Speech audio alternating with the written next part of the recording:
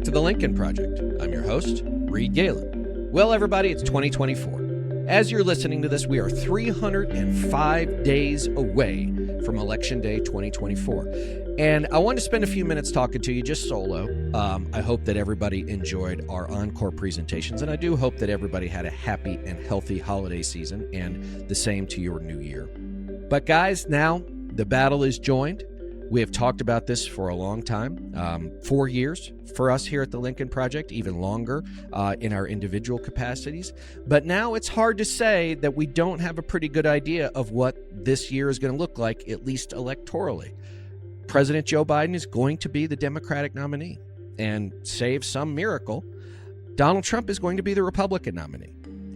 As we're recording this, we're less than 2 weeks away from the Iowa caucuses on January 15th. And so I think it's now time for everybody to strap in and get ready. It's now time to understand what lies ahead of us. And we talk about this a lot, guys. We've talked about that this is the fight for American democracy. And it is. But I don't think that's even big enough. I think it's really the fight for America. American democracy is a key component of how we, as small L liberals, make a decision about the kind of country we want to live in and the kind of society that we want to occupy. But I think that we're leaving too much on the table when we're just talking about democracy, because as we know, democracy is a fragile thing. It's a fractious thing. It's a messy thing.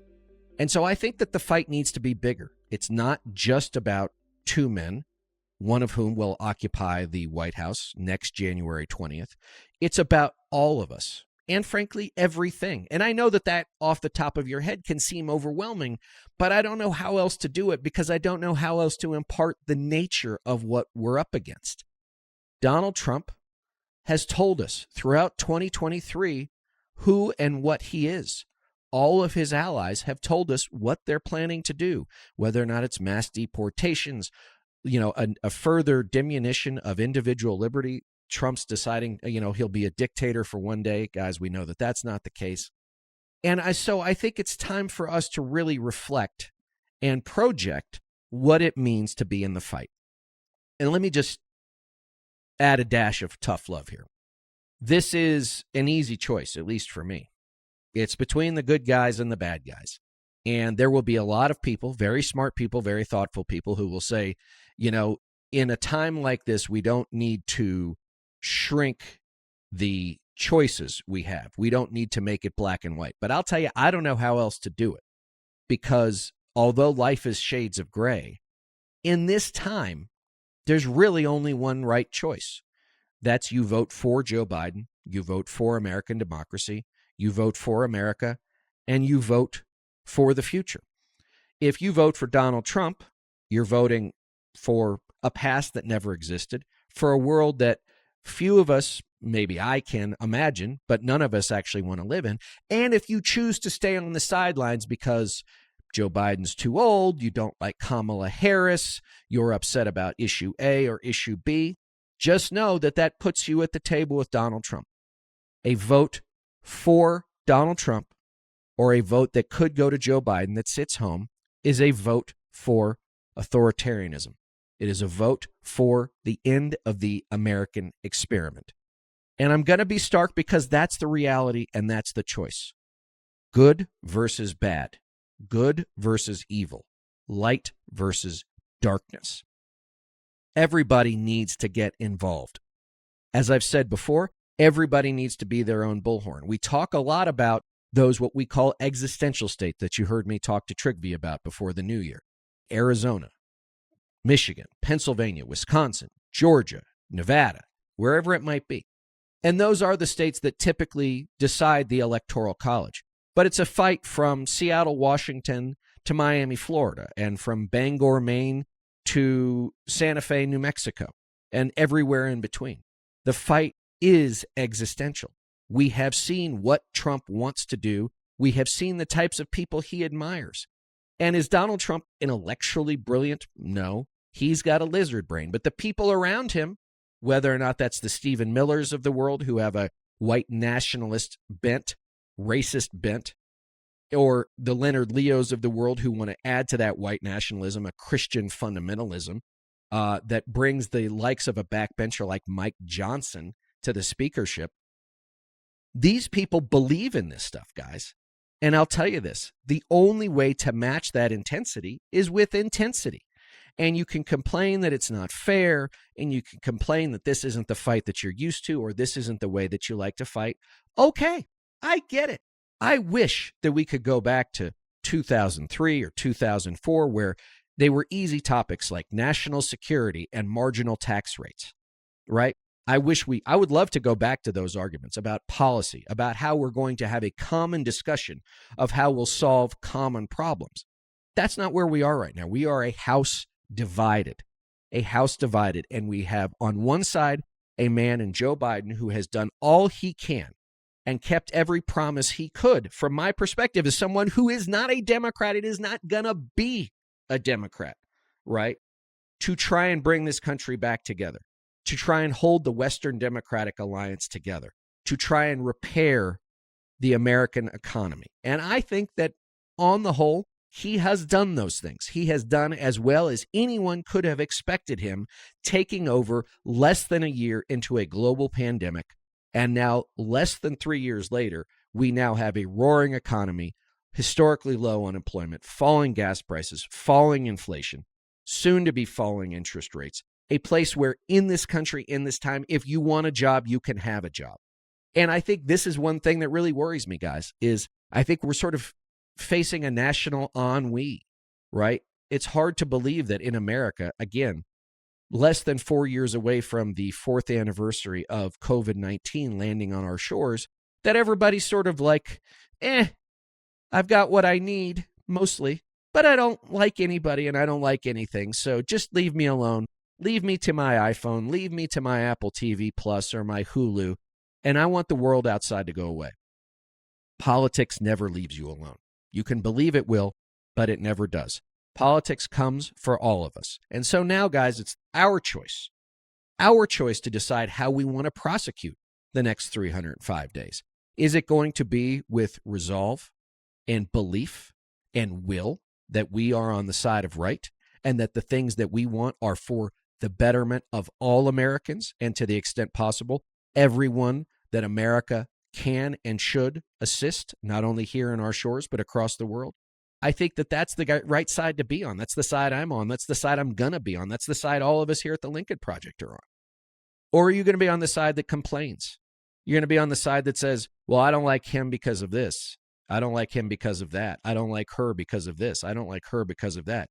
If you're choosing to be a spectator, if you're choosing to be somebody who sits in the seats and complains, right? I don't have a lot of time for you. Sorry.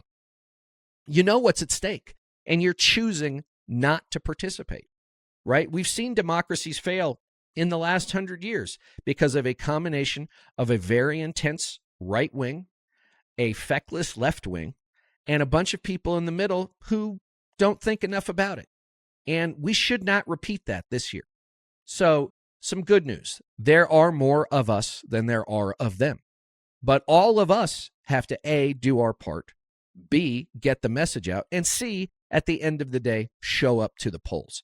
If everybody who can show up to the polls on behalf of Joe Biden, American democracy, and America, we win, and we win in a landslide.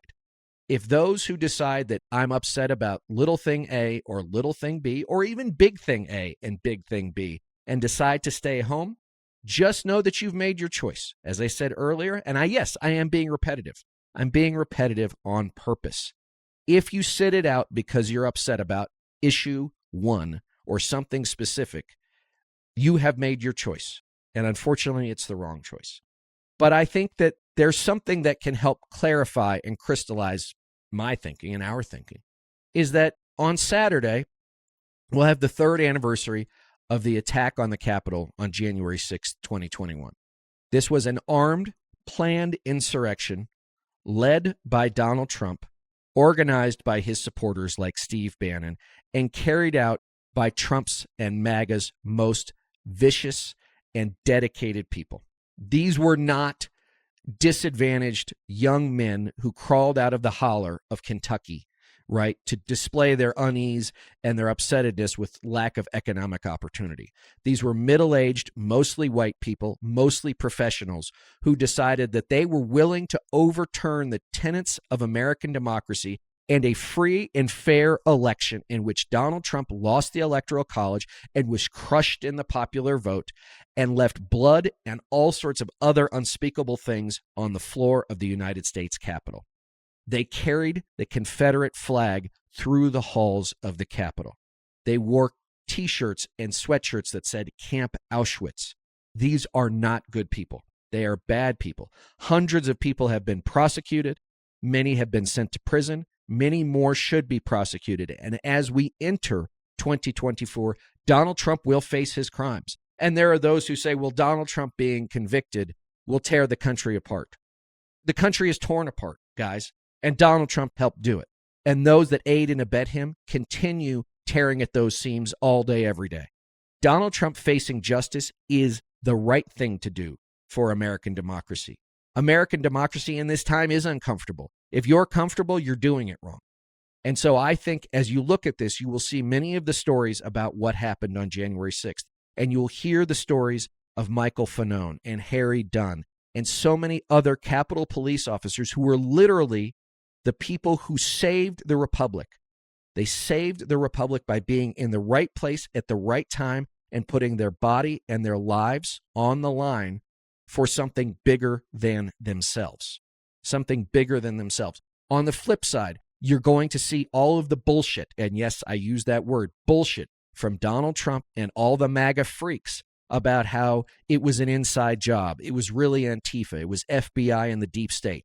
It wasn't. This is just more crap they're throwing into the air to attempt to distract us from what they did 3 years ago, which was try and wreck the American Republic. If they've already been willing to do this, guys, what won't they do in the name of their own power? What won't they say in the name of Donald Trump? What won't they do to achieve, retain, and keep power for as long as I can think about it? And so let's think about this.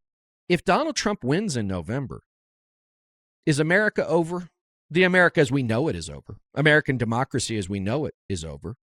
And so now I would say this, guys, the time for taking things for granted is finally and completely at its end.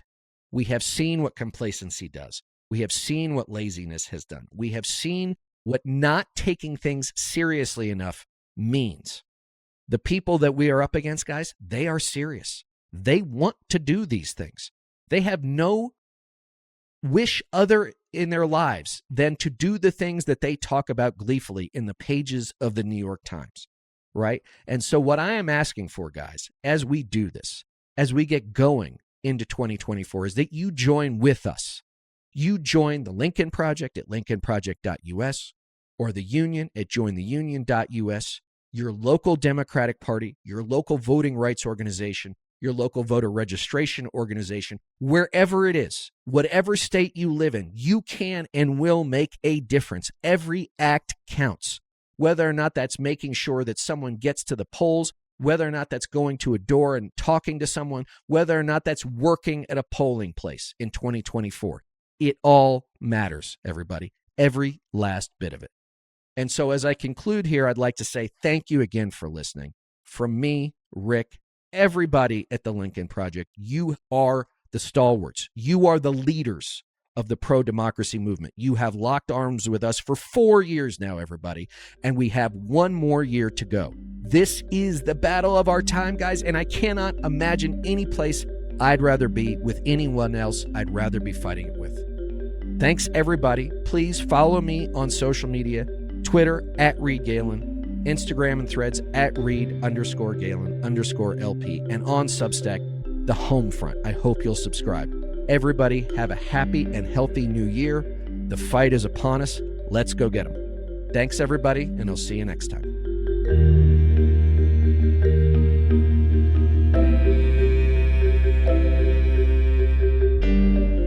Thanks again to everyone for listening. Be sure to follow and subscribe to the Lincoln Project on Apple Podcasts, Spotify, Google, or however you listen. Don't forget to leave a 5-star review. To connect with us, follow us on Twitter at Project Lincoln, and for more information on our movement, to join our mailing list, subscribe to our newsletter, or make a contribution to our efforts, visit lincolnproject.us.